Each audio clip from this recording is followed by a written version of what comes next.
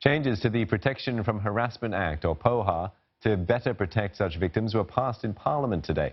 They come as part of efforts to keep local laws relevant to new social trends and technological changes.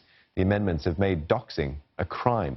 That's when someone spreads personal information online to harass, threaten, or incite violence on victims. It's to respond to more such cases in recent years, especially on online vigilantism.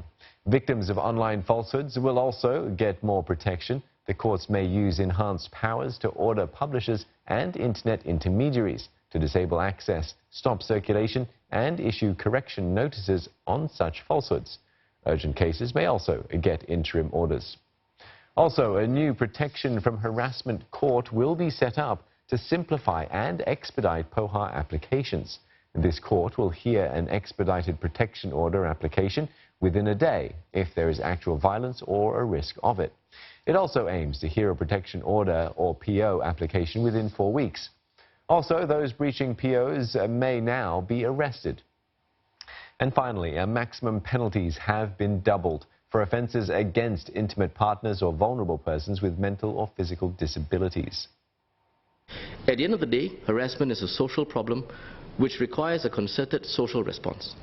We all bear a responsibility for ensuring that harassment is not perpetrated or escalated.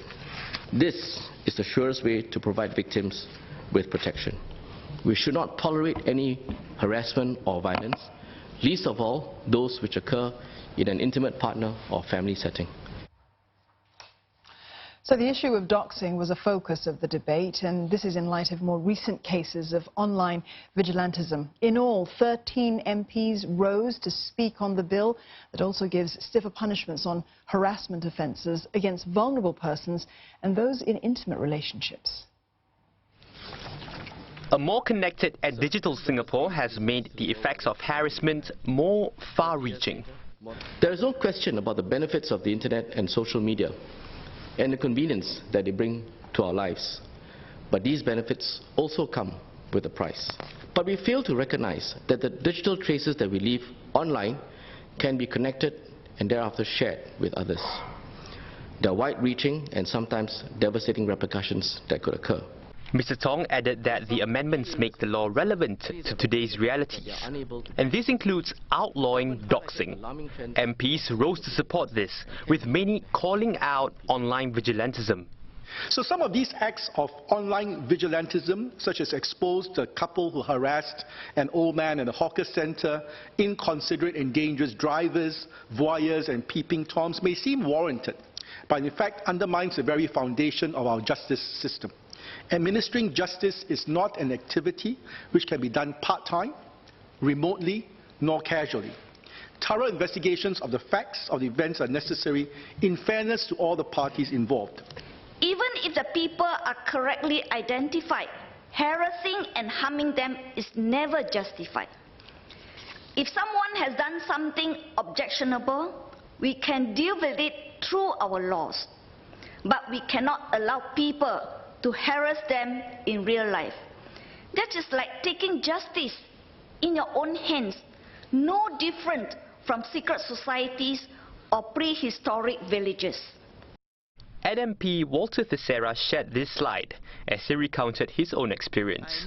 He was harassed after netizens took his comments published in a local newspaper out of context. MPs also welcomed better protection for businesses and those harassed at work. Last year, videos were circulated alleging that fake chili was sold in the vicinity of Tekka Market and fake keropok was sold at the Hari Raya Bazaar. The relevant authorities had investigated claims and found the allegations to be untrue. Not only do these falsehoods cause unnecessary alarm and confusion among the public, the reputation of the business and their workers' livelihoods would also be impacted in the event where the public chooses to boycott the business due to the falsehoods. Still, MPs called for clarity on some terms. Mr. Tong said doxing doesn't apply to people who identify those who commit crimes and those who post videos of public disputes to give a factual account. He added, falsehoods don't cover criticism, opinions, satire and parody. An MP also asked if stiffer penalties for those committing intimate partner violence, or IPV, applied to same-sex relationships. According to the WHO, IPVs also occur in same-sex marriages as well. Can I clarify if the remedies proposed under this bill can be sought by individuals who are not married but are in same-sex relationships? To that, Mr. Tong said the amended bill applies to all victims. Mr. Tong said the government was grateful to volunteers, institutions, news agencies and authorities which he called crucial to the ecosystem on which the POHA was built.